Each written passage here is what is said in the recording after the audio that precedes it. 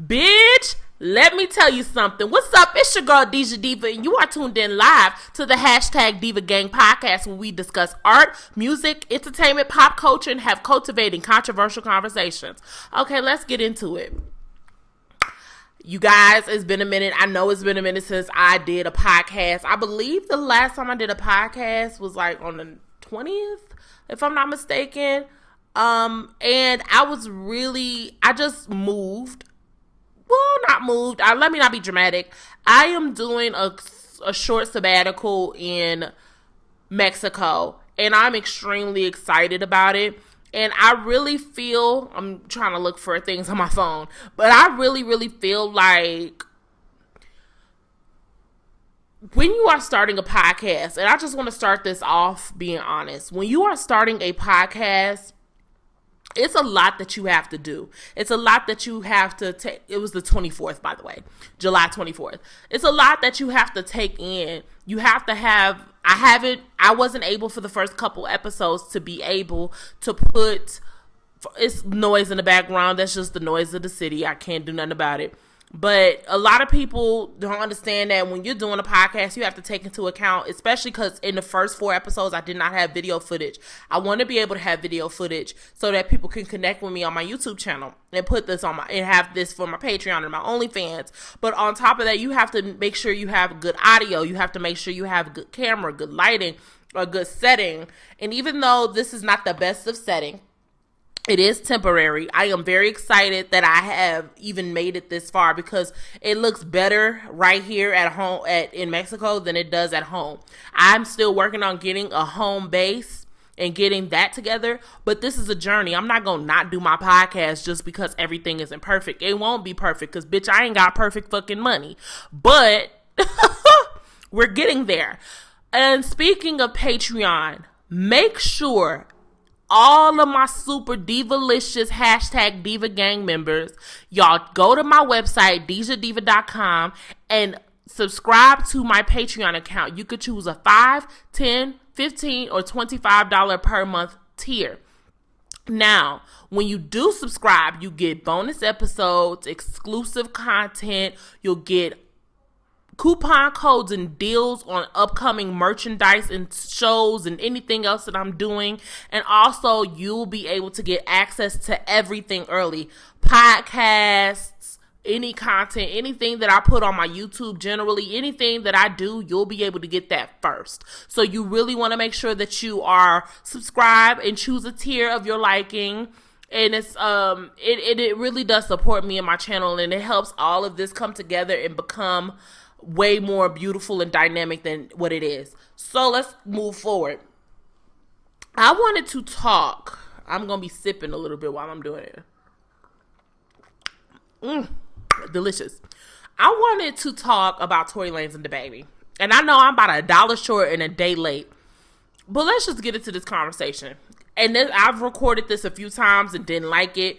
But this is the last time I'm going to do this because I don't want to give these two bitch-ass niggas any more of my airspace and none of my energy. Because I already talked about DaBaby's ass in the last episode.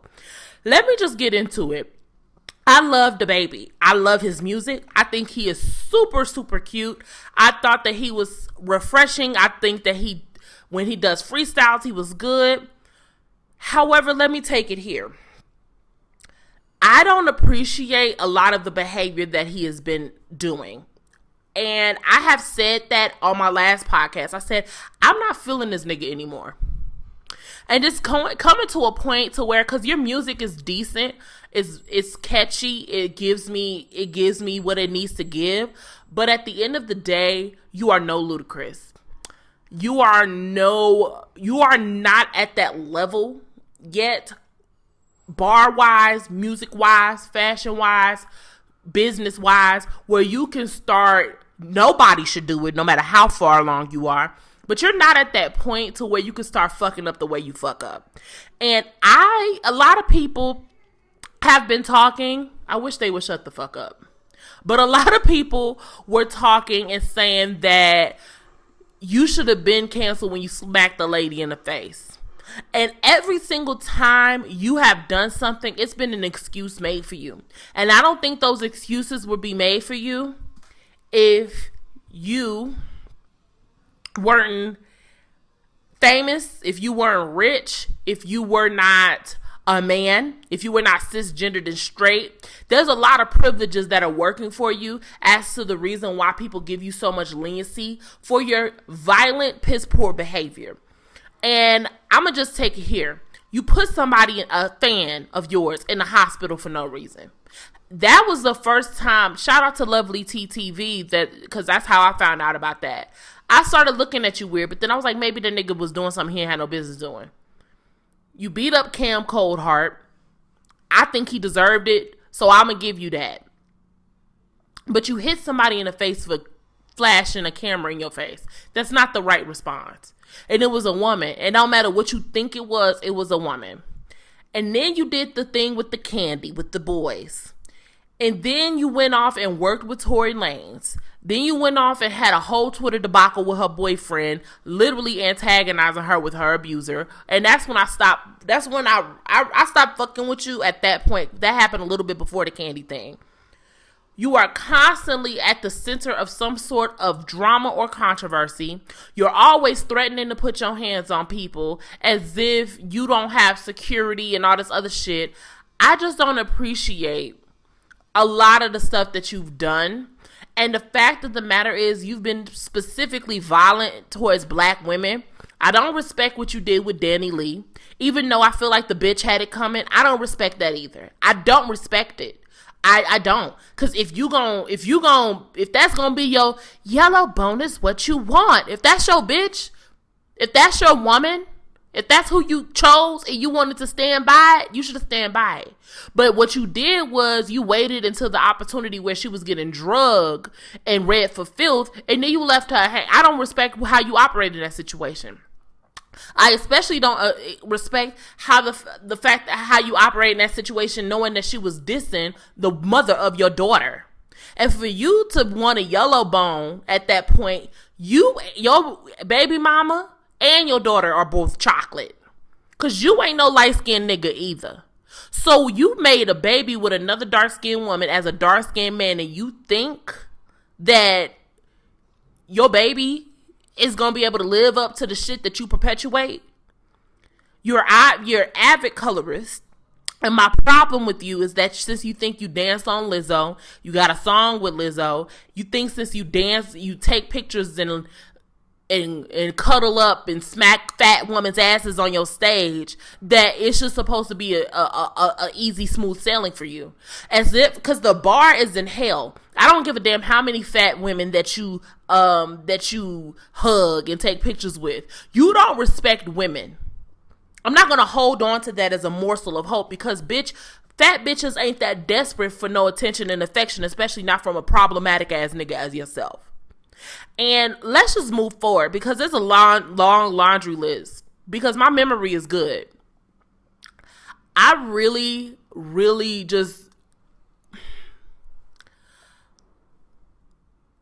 I want you to think of everything that you've done to Megan, the lady with the flash, your baby mother, Danny Lee. I want you to think about all of those things and think about if a nigga did that to your daughter, to your child.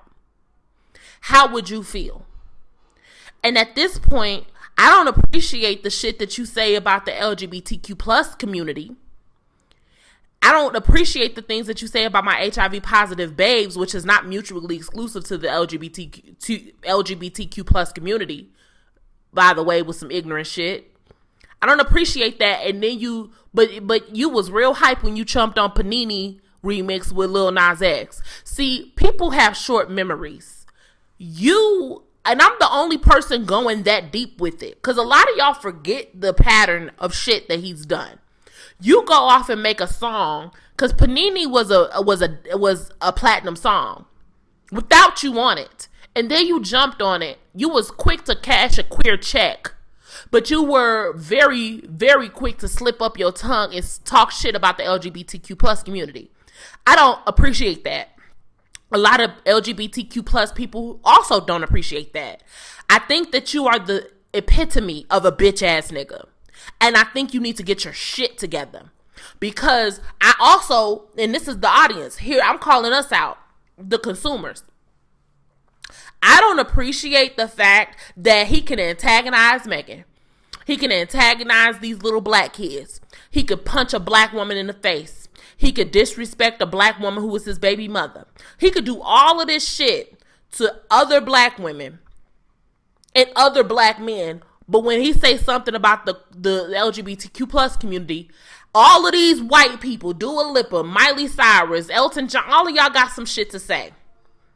I don't appreciate the fact that most of the people who have been doing the disciplining have been non-queer white people. I don't like that. This is not your time to scold no nigga. Do I appreciate the support? Yeah. But I would appreciate seeing more black queer people or black people or whatever getting on that ass. Because I feel like y'all use this as an excuse, as a gateway for y'all to not attack a black man. I'm not gonna be a hotep and say that shit, but y'all just use this as an open season so y'all can look like y'all are down with the LGBTQ plus community. Y'all ain't doing this. Is performative as fuck.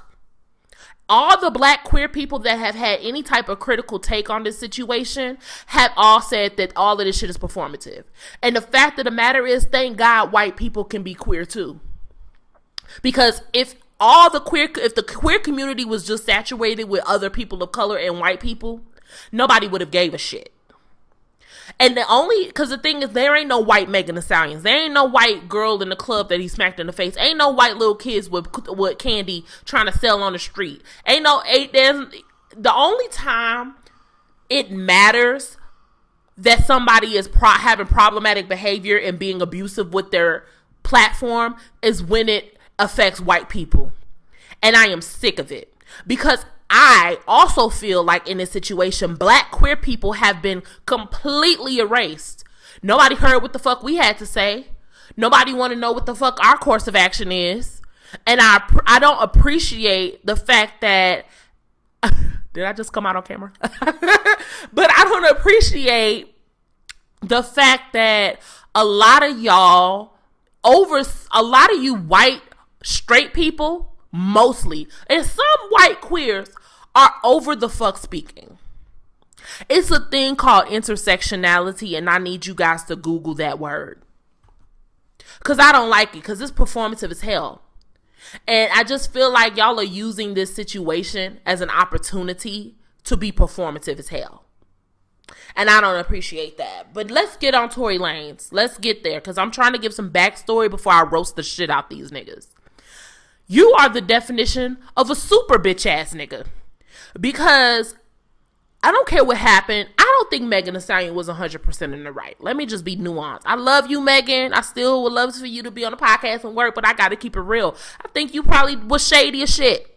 I've been shady as shit. I know you in Aquarius. I know you've been shady as shit.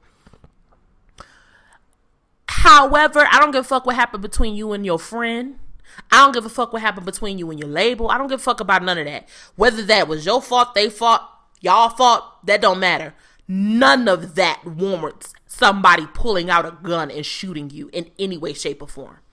Now, if you and the girl got into a fight, that's different.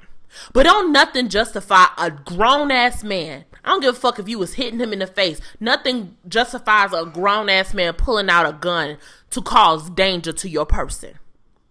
And that's where I stand. I can correct you about how I feel like you've handled her in another way. Private, separate. Hit me up, girl. But what I'm not going to do is turn my back on you when you are a woman who was a victim of a man trying to end your life. Because people forget that guns are guns. Motherfuckers die when they get shot. He could have shot her in the foot and hit an important artery, and she could have bled out and died.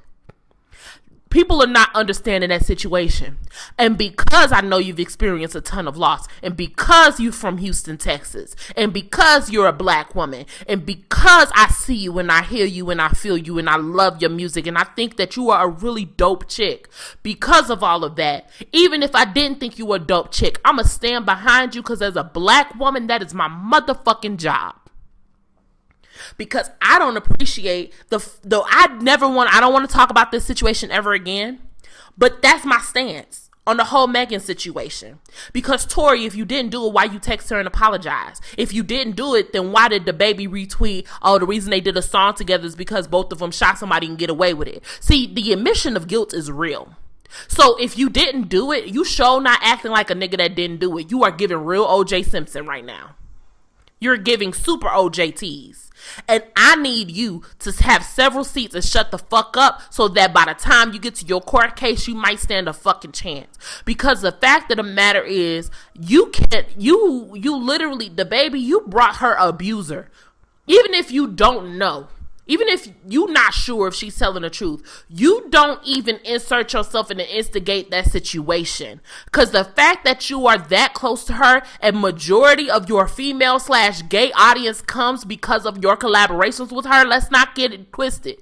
Because nobody who have a vagina or who is queer or whatever, a lot of them didn't know who the fuck you were until you hopped on Cash Shit. So I need us to be humble. Most of the plaques that you got are because of featuring Megan the motherfucking Stallion. So Megan the Stallion featuring the motherfucking baby Jonathan. So Daystar Jonathan, I'm gonna need y'all to calm that shit down. Because at the end of the day, even if Kylie was lying, I don't want to bring her name up on my podcast, no. But even if that bitch was lying and said Tori shot her, all y'all niggas would have believed it. It's the anti-blackness for me. It's the misogynoir for me. So nigga, I believe that you did it. I believe that you did it. But I'm going to say allegedly. All of this shit is alleged just to save my shit because I'm just getting my shit started. But I believe that you did it. I believe that you did it. Now, everybody else, you can have your feelings, your opinions. But at the end of the day, even if there was a possibility, you should always check that nigga.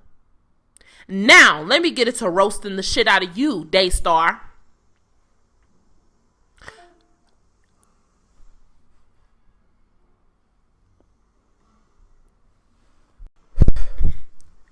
I don't understand how you are lacking in height and hairline and in number one hits, but you are fully stocked with audacity.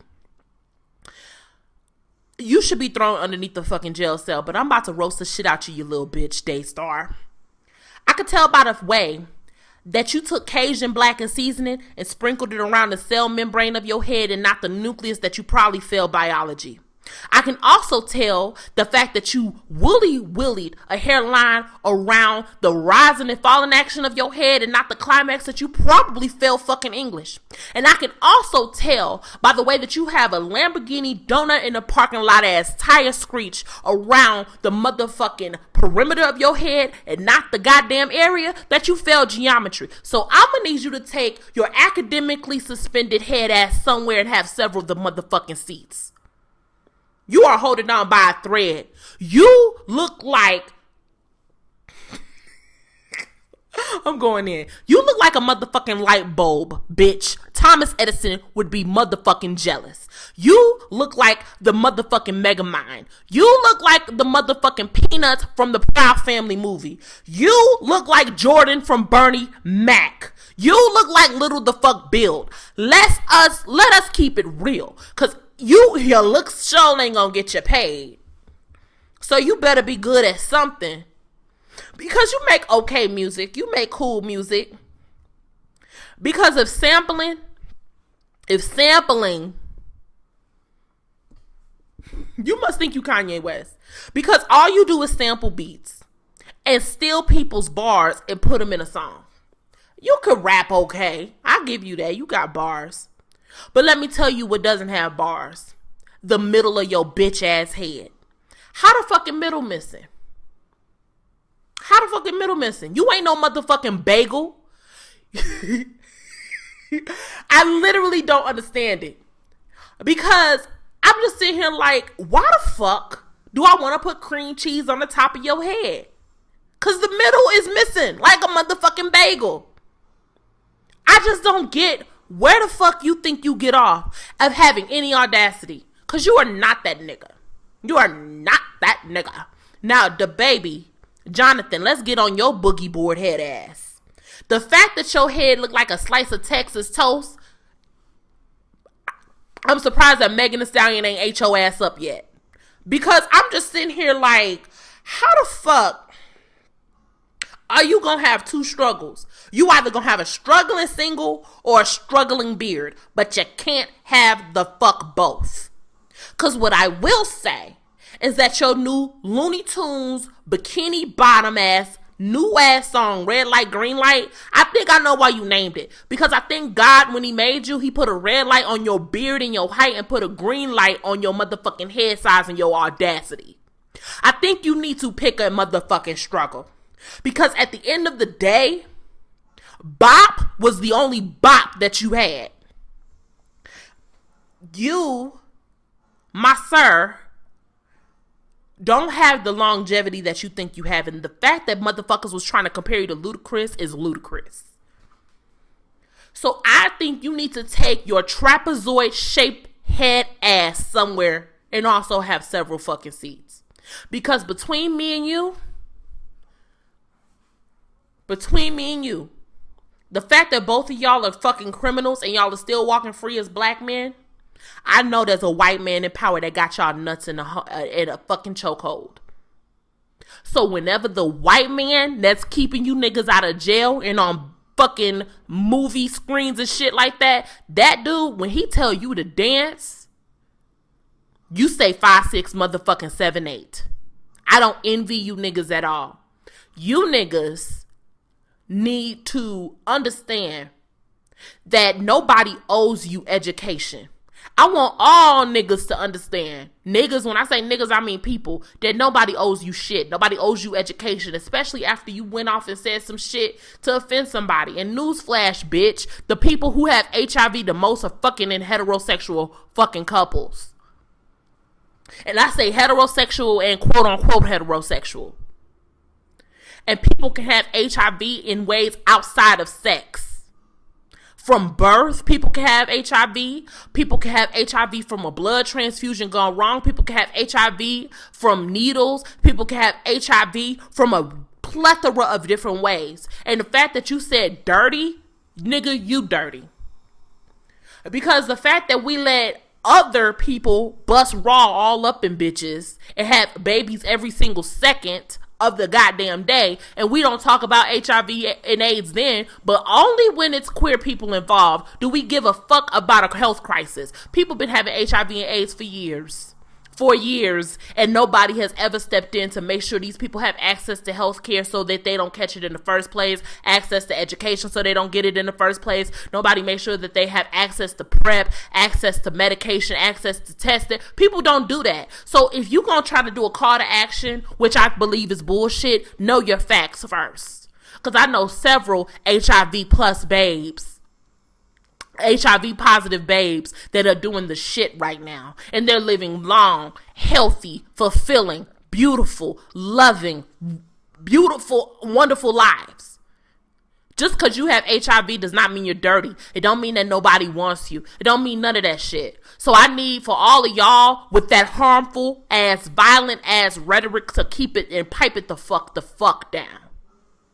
Because what I don't have time for is for another stigma to get stirred around, keeping black people specifically from getting tested and taking PrEP and going to the doctor and asking about status and being confident enough when they are in a romantic situation or having sex to ask somebody about their status, to go take an at-home test. This stigma spreads the disease worse than fucking raw. And let me tell you something. King of Reeds, shout out to Justin. He has taught me so much about HIV and AIDS. Because it's just, you can get it just as fast as you can catch cancer. You can catch it just as fast as you can get any other disease, COVID, anything. And for you to be sitting in a super spreader ass event full of thousands of people with a COVID spike out of this world and Delta variant spike out this world before and after the concert, for you to be sitting up there with people with no mask, you know, I'm really iffy about the vaccine, so I'm not going to throw that out there. But people who are sitting up there in an environment full of motherfuckers, new fucking variant, people probably didn't get tested, take a vaccine. People didn't do the things to protect themselves. You got the nerve to sit up there with COVID-19 and Delta all up in everybody's face, asshole, nose, hair, hands, and got the nerve to talk about somebody else's virus. Ain't that about a bitch? You don't have the range to talk about viruses while you sitting in a fucking concert hall where people are spreading one everywhere. A virus is a fucking virus. HIV and COVID are no the fuck different. Both of them we don't have a cure for. So I'm sitting up here like, how you gonna get mad at one virus, but you in here promoting a whole nother one? You are full of shit. Now let's go ahead and move on, because I've been talking about they asses for the first, 20-something minutes.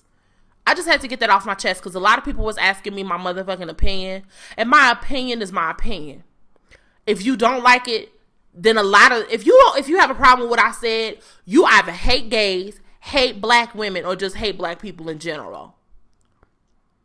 Because this whole conversation around cancel culture, which I'll do a whole nother podcast for, which I hate that I'm going to do, but it don't exist. And a lot of you celebrities got the game fucked up. These are the people that pay your bills. And if you do something that's harmful to their community, to their person, to a person that they support or whatever, you have the right to say whatever the fuck you want to. You have the right to get on stage and be ignorant as hell. You got the right to do all of that shit, Daystar and Jonathan. You got the right. But also, millions of people have the right to no longer want to fuck with you anymore. They got the right to never buy a concert ticket from you, never stream an album, never watch a video. People got the right to support whoever the fuck they want to support. So don't make the audience feel guilty for not supporting you after you did some dumb shit. You're a fucking idiot. You're a fucking idiot. Because I want to reiterate, the only reason why you're having any type of performative consequence for this is because white people are queer too. Let's just keep that straight. Because nobody is elevating black queer voices right now. It's not happening. It's not happening. And there's so many black queer voices. There's Estevana God. There's God is Mikey. There's Yellow. High Yellow, we got Fame Walking, we got Saucy Santana, we got Little Nas X, we got Young and May, we got Kehlani, we got so many different queer voices out here, queer black voices. Well, Kehlani's a stretch, but we have so many queer people. So many queer people that do music who are out here doing the goddamn thing. And a lot of them will never see the light of day because of niggas like you. Because at the end of the day, that's why I don't get involved in this whole Lil Nas X conversation. And I know I'm talking about this a long time, but I just feel like this is the time where we need to center black queerness, okay? We have a lot of voices. We have a lot of powers that may be. And the fact that Lil Nas X was able to carve himself into this by way of being trade. Let's keep that 100%. Because nobody knew he was gay when Old Town Road and Panini and all that came out. It wasn't until that one video where he came out. Because he been gay. Y'all just didn't know about it. Nas Mirage. We don't let femme gays. And we don't let female bisexual, we don't let women who are bisexual or who are lesbian get in the game unless they are, it's of the male gaze. Like, it's hot to see Cardi B kiss bitches. It's sexy to see Kehlani kiss bitches. It's sexy to see Tiana Taylor kiss bitches. That's the only way they can get in. Because even Young and May, she's fire. She's amazing. But I also feel as if she kind of is emulating a heterosexual male. And that's the reason why y'all let her get away with it. But y'all don't really support her either. Y'all don't really support her either. You only support her by way of not giving credit to a femme black woman. Oh, everybody rap about their pussy. All of these women, da, da, da, da. You only do that by way of not trying to support them, which y'all do anyway because y'all jack off to these bitches. Let's keep it real. So let's just keep it 100. Queer voices, y'all think that Lil Nas X is doing too much, but literally, I named a bunch of them here, but y'all don't know none of them niggas.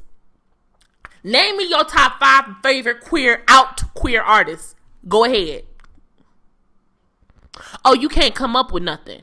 You can't come up with 5 black, let me keep that clear, black queer out artists. Because the fact of the matter that Queen Latifah had to keep it under wraps, there's a whole bunch of queer people in the industry. Ma Rainey was queer. Bessie was queer. James Baldwin was queer. A whole bunch of people was queer. But they weren't out. They couldn't express themselves. They couldn't walk the red carpets with their significant others. So this is new. So don't act like this is an agenda. This is a thing. People been gay. People been gay. But the problem is everybody has had to suppress it and succumb to the heteronormatives so they can survive. And they can see some sort of success in their path, which is not cool. So I, for one, do not appreciate any of this. Because black queer artists matter. Period. Black queer people matter. Period. Whether you agree or not, everybody deserves humanity. It's not a source of agreements or disagreements. It's not. Because a lot of y'all act like y'all have a heaven or hell to put somebody in. Why the fuck would Lil Nas X try to be Christian and be here with the Christian artists after the way that y'all have motherfucking treated him? This whole conversation is so fucking stupid. Because Saucy Santana is killing shit and he hasn't even seen anything from anything. So many black queer artists. Shout out to Yo LGBT Raps. It's almost impossible for a queer person, a trans person to make it in the hip hop industry. It's near impossible. I'm so serious. I could name Lil Baby, Drake, Lil Wayne, DaBaby, Tory Lanez, 50 Cent, Eminem, Nas, Jay-Z. I can name, and this is the reason why I don't appreciate that agenda talk. I can name 100 straight male rappers to maybe 3 gay rappers, black queer rappers. If it's an agenda, the ratio wouldn't be so off. It would not be so off. So let's move on. Because since we are uplifting queer people today, I want to start with my queer babe, Billy Porter. He got a new song with Jessie J, and I want to review it on here. And also, he's HIV positive. See, I'm not like these other motherfucking podcasts. When I see a disparagement, I'm going to do my best to make sure that people are being visible. Because I suffer from a lot of intersectionality as well. You know, so I understand the importance of uplifting silenced voices. And Billy Porter is an HIV positive artist. And he deserves his voice to be pushed. Not just because he's HIV positive, but because him being him and doing what he does and doing what he does so well, he needs to be uplifted, period. But on top of that, I know that there's children, teenagers, young adults, grown adults who are HIV positive, who think that just because their status, that their life is over. And the fact of the matter that he is thriving, he's doing movies, he does music, and he is being successful at it, it's everything. It does everything for a person watching that. So the song that I'm going to listen to is the song with Jessie J featuring Billy Porter called I Want Love. And it's the Two Colors remix, and I'm very excited to listen to it. I am extremely excited to listen to it. I love Jessie J. I like Billy Porter. He has an amazing voice. He is a throwback. So let's get into it. I try to make it a point to review only black artists on my platform, but the fact of the matter is for relevance sake, because this song came out on the 22nd of July, and Billy Porter hasn't had any other songs since that time that I've done my research on, since 2 weeks ago. 2 weeks ago. That's the most recent, and he's a feature. But I love the song. I live for the key change. Jessie J, her voice is just amazing. She's one of the most underrated vocalists of like this time. And I really enjoyed Billy Porter's part, and I like his ad-libs. I heard him doing a lot of vocal acrobatics toward the end.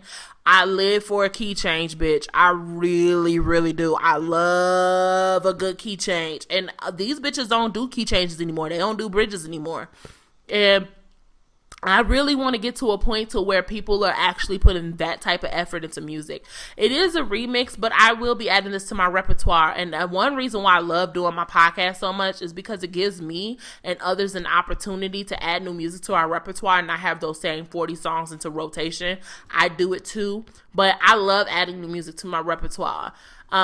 So shout out to him, the HIV babe. I really appreciate his bravery for coming forth, being positive, being queer. It really means a lot to me because it's a lot of kids or younger people or just people in general who are also HIV positive and think that they can't achieve anything or do anything or whatever, become anything, be an entertainer, be a doc, whatever they want to be because of their status. A lot of people make people who are HIV positive feel like they only are as good as their status. And I really appreciate him showing that you can be a superstar and still be HIV positive. So I appreciate his bravery, and I really fuck with the song, and I'm adding it to my library.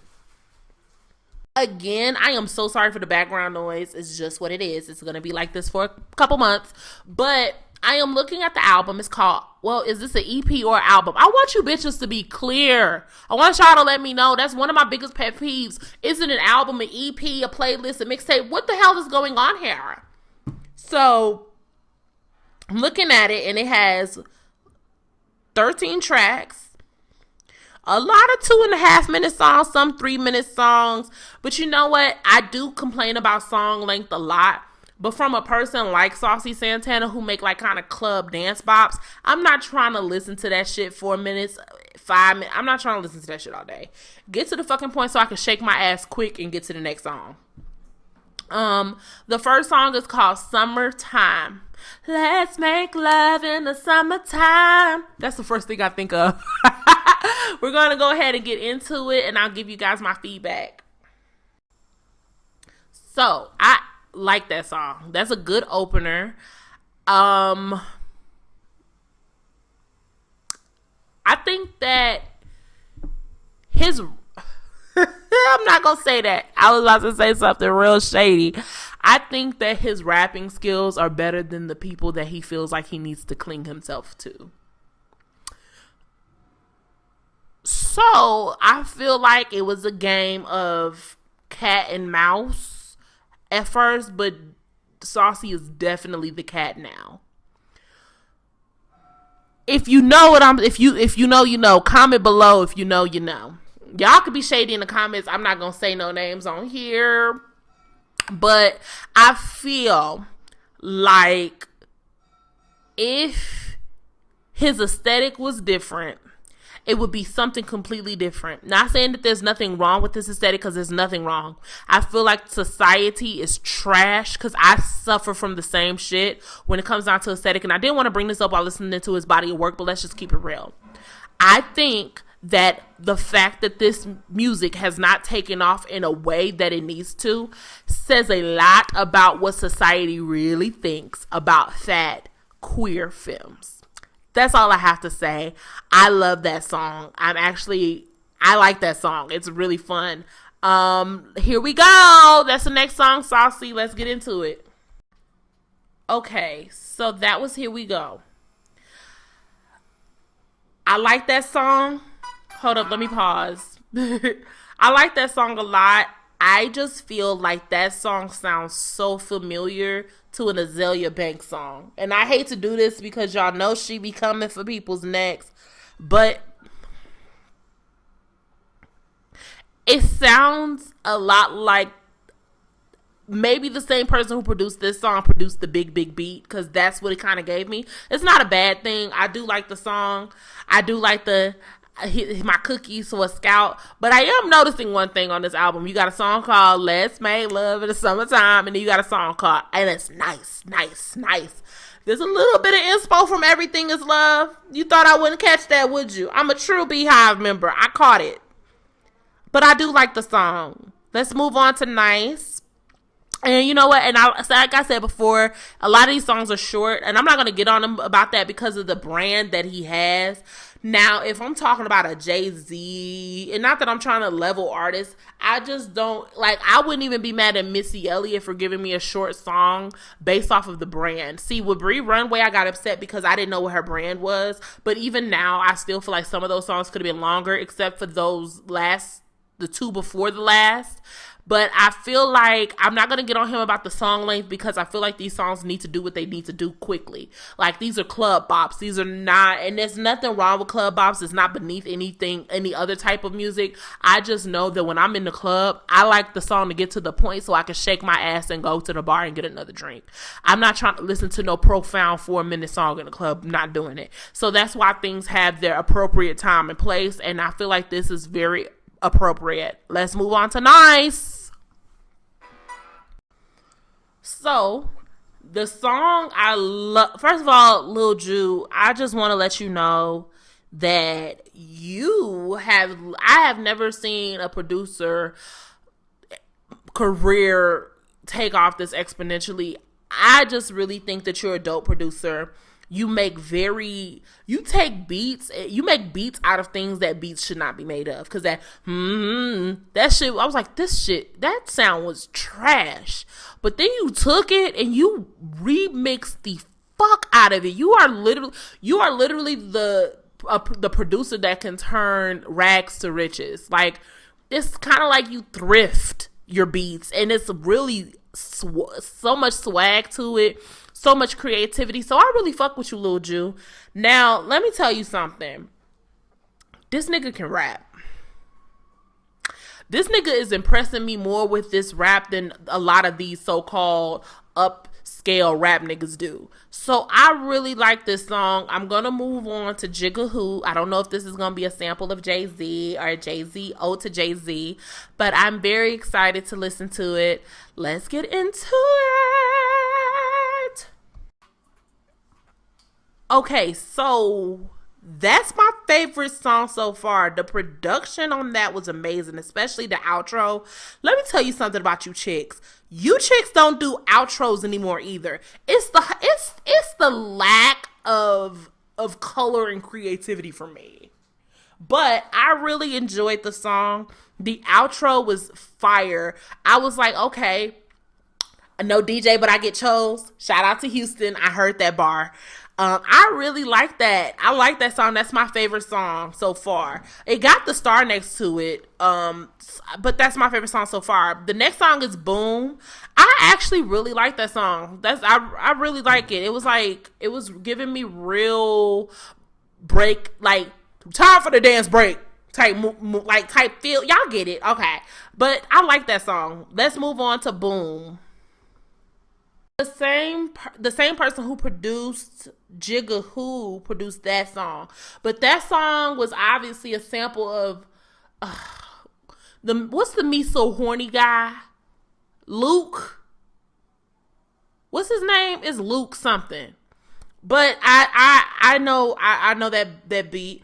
First of all, when that video come out, that needs to have some sickening choreography. And I'm talking cat, boom, cat. Like, that song encourages like a synchronized dance moment. I like that song. Yeah, I really like that song. I'm going to move on to That's Cool. I like so far every song on here. My favorite is Jigga Who. I'm actually kind of impressed because I thought that this whole Saucy Santana, this club bop throwing ass music would get on my nerves after this track, but I'm actually hungry for more. I can actually still listen to this album, and I'm very excited. So let's go ahead and go to That's Cool. Okay, so that was my least favorite song, but it is the same producer of the last two songs. I like the chorus, but that song was not my most favorite. I don't hate the song. I don't not like the song. It's just not my most favorite. I just felt like that was because I'm looking at the album in my face right now. I'm looking at the track list, and I'm noticing that there's no features, which I live for. I love people who can stand on their own. However, I feel like for the type of music you make, I think, but on top of that, I think Saucy, let's just keep it real, Saucy Santana has had a hard time keeping him, having himself as an entity and having his own music that he has and his own thing going without the cosign of somebody else. So I get that. And I get that energy. So I do agree that maybe you needed to do your whole entire own project with no features, just so that you can get up from underneath the thumb of needing these cosigns. You know, because he is cool with the city girls. Let's just keep it real. But I feel like a lot of times he's always needing to be associated with a rap girl or whatever in order for him to be valid. Just like I feel like with Bree and Doja Cat, I feel like he doesn't need that. And I feel like in order for him to get up out that, he has to do a whole thing on his own. He has to be able to stand on his own 2 feet, which I get. But I feel like that song in particular, and for the brand that you are and for the type of music that you do, sometimes features are going to be necessary. Not that you can't hold your own. I just feel like features for you is a good fit for that type of music. But maybe I'm an art is up to for interpretation. So maybe you're trying to do all of this on your own for the reasons that I named previously, which I get, and I would too. But I just feel like that song was good. I just feel like that song was missing something. That's all I'm going to say. So that's not my most favorite song on there. I feel like what it was missing was another rap chick. Or nigga. Because I would have stood for a Lil Nas X song. Or a High Yellow or a Goddess Mikey or Fame Walking or Esteban God or any, like I would have stand for a moment for you to have that song with another queer artist. That's what we don't have yet. We don't have a collab between 2 queer artists. I need to see it. Queer male artists, period. Let's move on to Pricey. And I heard a little bit of that beat kick in and I kind of like it, so let's get into it. So, I love the beat. I love the production. I like the song. However, that song sound like 3 or 4 different songs that I've heard of. And this happens a lot with production, especially in hip hop. It's the same type of beats. The hey, hey, hey, hey. You know that sound? The doom, doom, doom, doom. Doom, doom, doom. I don't know how to explain it. I'll play it for y'all later. But those sound bites, because I believe they are programmed into a lot of producer software already, that they use those sound bites a lot in music. And that's okay, because hip-hop is all about sampling and all that stuff and taking things and making it different, making it your own. I get that. Freestyle, all of that. However, I love it sometimes, but sometimes I just hate that shit. Because because in this particular song, I didn't hate it. It sounded like twerk. I heard boom, boom, boom, boom, boom, boom. That's Ride or Die by Megan Thee Stallion and Vicky Lowe. And then I also heard the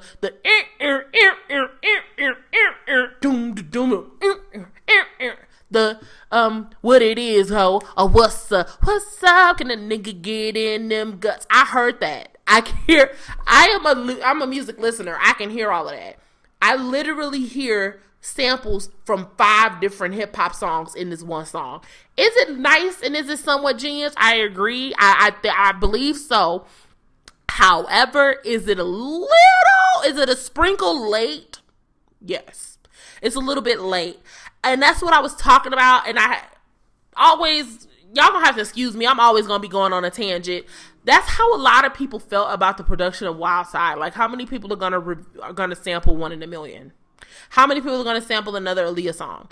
when are we going to get tired of this? Because people really, how many Nina Simone songs are we going to sample? Like, it's so many songs that do, it's a whole bunch of people who are typically sampled. And a lot of times people be like, oh, it's lit. They took their own spin. I know it's a sample, but it sounds different from that sample. And I feel the same way about this one, because this one doesn't sound similar to it sounds a lot similar.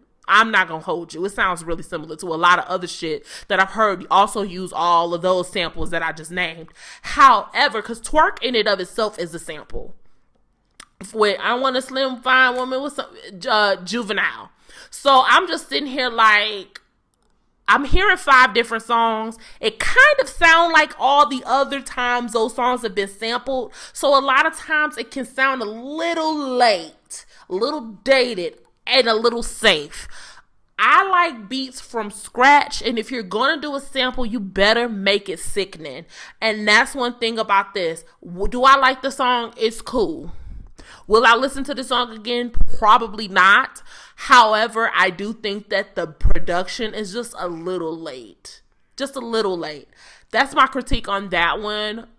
What's the next song? Rock With It. Let's get into it.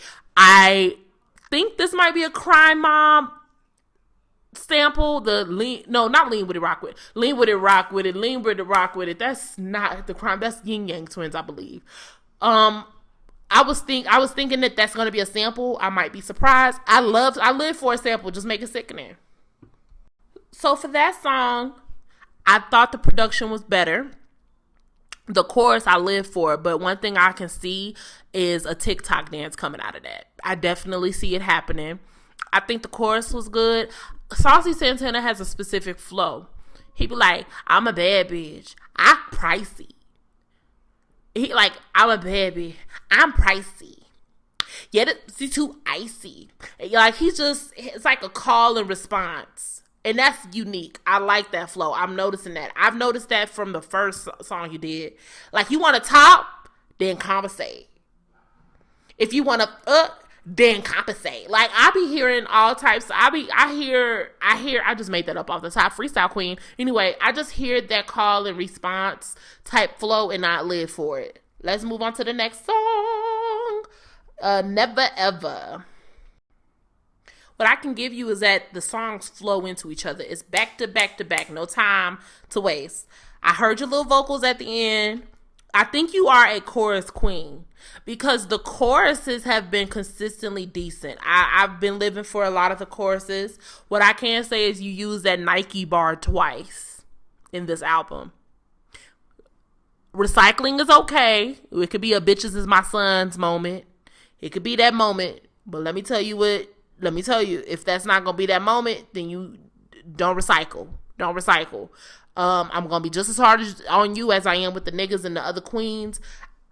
The Nike bar, I need you to be finished with that. I said that in somebody else's album. I just said, like, I feel like there's a few bars that get used a lot, and I'm kind of over some of them. I think the whole TikTok bars, the TikTok dancing bars, I think that you were the last person I want to hear use that bar. You said the diamonds dancing like TikTok. That was the most unique form that I've heard that bar be used. But I also want us to stop using all of the same bars. And I'm not gonna just put that on Saucy, because it's the niggas that do it first. All of you rap niggas be using each other's bars and reference. We want something else. But I do like the song. Let's move on to Step. Okay, my feedback. That chorus was fire. That was the best chorus on this whole album. I do think that this is another TikTok moment, TikTok dance, step, right step. But I also feel like it sounds like a sequel to Walk, which I'm not mad at. I'm not mad at it. You know, Walk, Step. Okay, I get it. I also, but bitch. Oh, I don't mean to be rude. But you don't ever need to do that auto-tune singing shit ever again. If you ever do it again, you gotta polish it. I was not a fan of that. If you are subscribed to my Patreon, you'll definitely see my facial reaction to that shit. That was not my favorite. That was not my favorite jam. The song was good. I can see myself listening to the song again. That singing shit, you don't need to do that no more. You're not ready. But I did like the song. Let's move on to Make It Make Sense. So that song I liked. I thought that the chorus was it sounded like an IG caption, you know? Yes, Make It Make Sense. I liked that song. I liked it a lot. I liked I heard your little singing. It wasn't as bad as the last song. I just really need us to work on that. I'm going to reiterate that. But let's move on to On the Floor. I like that song. I just thought that it was the bars that's the weakest rapping on the whole track. I like the chorus. I feel like that song will really play well in a club, like a big club. I like the song. I'm not in love with it. I feel like that song and Pricey are in the same boat. The only thing about this song, though, that I really, really enjoy is the production. That dun, dun, dun, dun, dun, dun. I like that. I love the production of this song, but it's so sad that the bars weren't hitting for me. I don't think not one song on here is bad or trash. I just know that I need a second listen to Pricey and On the Floor because those are my two least favorite songs so far. Like I said, just because I say least favorite does not mean it's trash or it's bad. If I had to pick one song to delete off the album, if one had to go, it would be Pricey in this one. Okay, I like this song. I feel like this song should be the single because it has sort of like the beat. It's just real dance, go a little bit. It's giving that energy. I love the whole Lil' Kim little tribute kind of in the middle. The repeat of the Lil' Kim bar. I really, really like that. I also love the shout out to the dark skins. The berry is better when it's darker. I like that. And I also like the outro where you did like the little Miss Parker. But this is like the second time you had a song with a Friday reference. And I live for it. But this song needs a video. Period. I really believe it needs a video.